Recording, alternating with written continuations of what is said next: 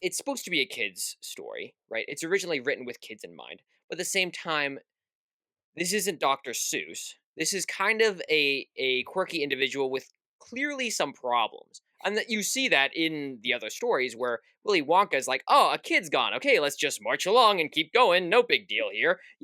And so you kind of get the impression that he's really intelligent, but he's also wacko. And I guess what I was expecting when I watched this movie, which looking back was like, that's a dumb expectation of this movie, but I was expecting some sort of like happy, family friendly, somewhat Joker esque origin story. And I'm like, looking back, I'm like, I guess I shouldn't have expected that because it's a kids movie and all that stuff. But to some degree, you see what I'm saying? There is that I was Yeah, expecting some degree of this guy's not fully there, and one of my problems with this movie, fundamentally, is that Timothy Chalamet, as an actor, does not play what I believe is a believable Willy Wonka. And his acting made it hard for me to think that he wasn't just acting. I thought that this was just a character he was playing and that this wasn't a believable person playing out on the big screen. And I think the goal of the actor is to play a character that you forget that you're watching Timothy Chalamet. You're thinking, oh, I'm watching Willy Wonka, and you're thinking about the story and everything that's going on there. And I don't think he did that. And that was my big problem with the story, is that because that plays into everything else, it makes it hard for me to get buy-in later on because the character itself is not compelling as a believable character. So that was the first point.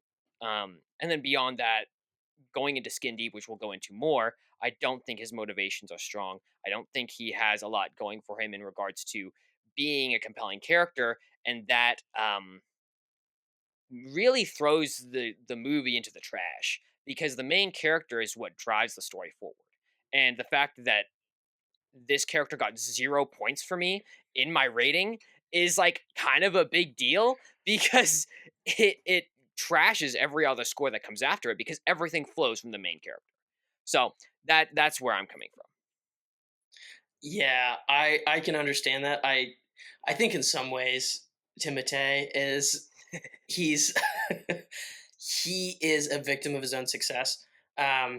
He plays a lot of very dry, serious kind of roles, Hmm. and seeing him in like a more comedic kind of role is interesting because I was expecting like there's going to be a lot more uh, comedic like movement of his body Uh huh. and being like gangly and fun, like Gene Wilder was. I mean, also just looking at like the Gene Wilder version of the movie and then the Tim Burton version with Johnny Depp. Uh huh. They're both like kind of dark. They're Yeah. kids movies, but they're like there's kind of play on the dark side. Like Willy Wonka doesn't really love kids that much. He's like he keeps Yeah. some of them disappear.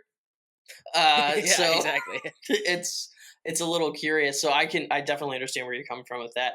I gave him a bit of a higher score because I thought, to be entirely honest, I thought there were so many other issues with the plot, and I uh, think he was hamstringed both by the fact that I had expectations when I heard his name. I was like, "Oh, interesting," hmm, and also the fact that they literally cut the rug out from under it with this interesting. character of Noodle.